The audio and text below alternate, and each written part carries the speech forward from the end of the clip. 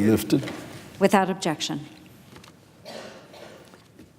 Madam President, a recent study from Harvard suggested that the actual death toll in Puerto Rico as a result of Hurricane Maria could be as much as 70 times higher than what was previously reported. In fact, the study, which was released 2 weeks ago, suggests that the death toll could actually have been in a range from 800 all the way up to close to 8,000 deaths. That's compared to the official FEMA count of 64. Recently, I was with the former governor and now father of the present governor, the former governor, Pedro Rosselló, and he shared with me that a George Washington University study is underway to more accurately count the deaths resulting from the hurricane. But there's no reason why there should be, among U.S. citizens, such a discrepancy in these reports. And the latest findings are just another stain on the federal government's overall response to the ongoing disaster in Puerto Rico, which has not been too stellar. The people of Puerto Rico are our fellow American citizens. They have a right to know exactly what happened on the island as a result of not just one massive storm, but the second one had hit as well. They have a right to know exactly how many of their friends and neighbors lost their lives as a result of this disaster, and exactly what the federal government is doing to prevent such a tragedy from happening again.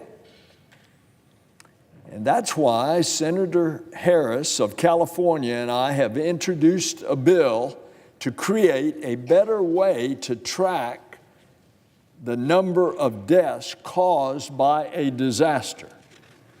The legislation would require FEMA to work with the National Academy of Medicine to develop a new uniform system for local, state, and federal officials across the country to use more quickly and accurately to be able to determine the number of deaths by a disaster like Hurricane Maria.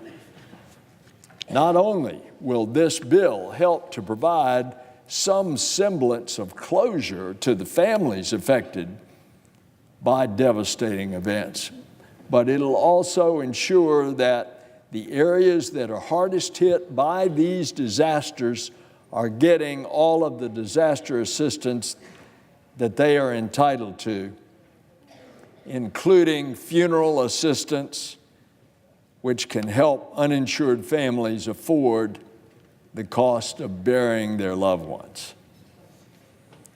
This legislation that Senator Harris and I have filed is just one more step in our overall effort to help folks recover from the storms from last summer. And I'm urging our colleagues to work with us to get it done. But Madam President, the people of Puerto Rico aren't the only ones still working to recover from last year's storms.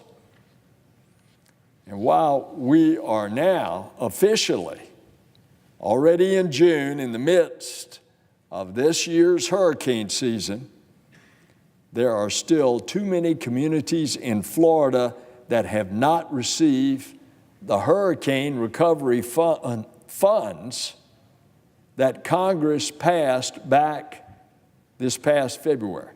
Hurricane disaster assistance appropriations. It's June. We passed it last February, and it's still not out the door of the agencies. That's 122 days, that's about 4 months. Folks are hurting. They'd like to have the disaster assistance money that we appropriated. And these communities, this is unbelievable. They're not just waiting for money from Hurricane Irma from last year. They're waiting for Hurricane Hermine and Hurricane Matthew from 2 years ago. This senator has repeatedly called on the administration to do more to expedite these funds to do for those who need it most by getting the funds to them. However, our calls, our requests, they go unheeded. We have fishermen and farmers whose livelihoods are being threatened, and their assistance is being slow-walked. Some of whom may have to close up their businesses if they don't see relief soon. Specifically, communities in the Florida Keys were especially devastated. The eye of the hurricane went over about 19 miles up the chain from Key West. Those on the northeast quadrant of the storm got it the worst, around Big Pine Key. They're still waiting for some of their assistance that was due for that hurricane last year. There are homes that are not repaired, and there are canals that are still full of debris.